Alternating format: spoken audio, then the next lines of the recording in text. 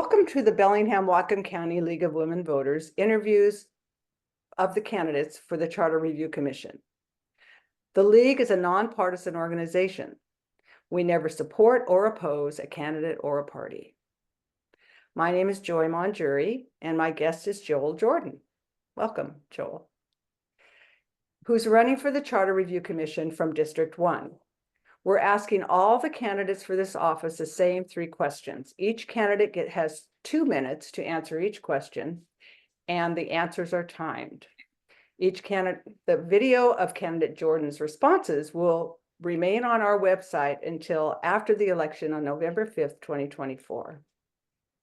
Candidate Jordan, thank you so much for agreeing to this interview and for seeking to serve in public office. Our first question is, what should voters know about you that differentiates you from the other charter review candidates in your district? Yeah, I mean, thanks. That's a great question, and thank you for setting this up. I'm happy to be here. For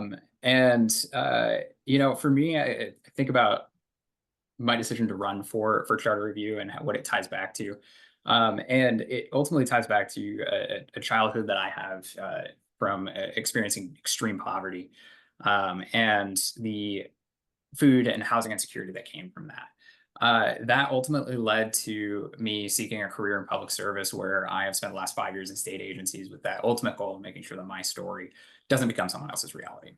I'm running for charter review because I think everyone has a story like that. It's not always a direct impact from economic security, or it could be an impact from climate change, an impact from the opioid epidemic. It could be an impact from electoral representation itself. But that the role of government is to make sure that those stories are front and center in policymaking. I think there's many ways that the charter can do that the charter can be amended to do that. The first and foremost that comes to my mind, and that has come up as I've talked to voters across the district, has been implementing ranked choice voting, which we know over time it creates a more representative legislative branch of government, in this case, the council. But also exploring things like democracy vouchers, the type of program where folks are able to support candidates that they think will greatly benefit and greatly represent their area. As well as amending a budget cycle that hasn't been amended meaningfully in 27 years, to be more open, more transparent, and more engage the public more. Overall, this is not easy. It takes 10 out of 15 votes to get anything done on the charter. It's going to be important for folks to reach across the aisle in a nonpartisan race, but to build consensus and to have those tough conversations about the policy at hand, not about the politics of the strategy, but about the policy and how it impacts folks on the ground. All right. Thank you. Okay, the second question is, polls show Americans are frustrated with polarization in political dialogue. Tell us about an experience in which you worked effectively with someone with a different approach, different values, or different goals. Yeah, definitely. So I mentioned that I've worked in state government for the last 5 years. The last 3 of those years, I have worked in legislative advocacy for state agencies. I spent the 2022 legislative session as a legislative fellow for the Attorney General's office. And then the last 2 years as the legislative coordinator for the Department of Health, working on 2 amazing teams. And I think one of the things that I've learned the most from those teams is how to build those bridges and how to work together. We are, as I've worked in those positions, it's important to reach across to our Republican counterparts and Democratic counterparts alike. I think it's important that we work together, that we build that bridge, that we build the consensus. It takes a great team. We have such a amazing group of folks here in South Bellingham. I think that's evidenced by the 8 or 9 people who are running for office here.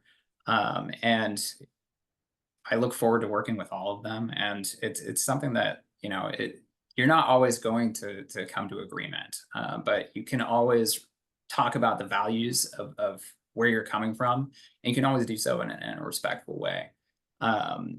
And I also think a lot about how we're evaluating each policy. Everyone comes to it with their own experiences and their own values that are going to inform the criteria that they're using within their kind of own personal paradigm. And it's important to recognize that a lot of for so many of those, the values are experienced, their values that they experience are valid for them, and that everyone is coming to this table with the best at heart. Great, thank you. Okay, and your last question is, what issues would you focus on during the charter review process if elected? Thank you. Great question. I think I mentioned earlier ranked choice voting. I think it's something that people are passionate about, and understandably, like I mentioned earlier, it creates a better, more representative government overall. And it also does so at minimal cost. There's really no cost to do it. It's doing it other than the actual implementation. It's just a great policy that should be implemented. The other thing to touch on is the budget review cycle. I mean, we currently in the county, the council gets 45 days between when the executive releases the budget and when they have to pass the budget, which is ultimately not a lot of time.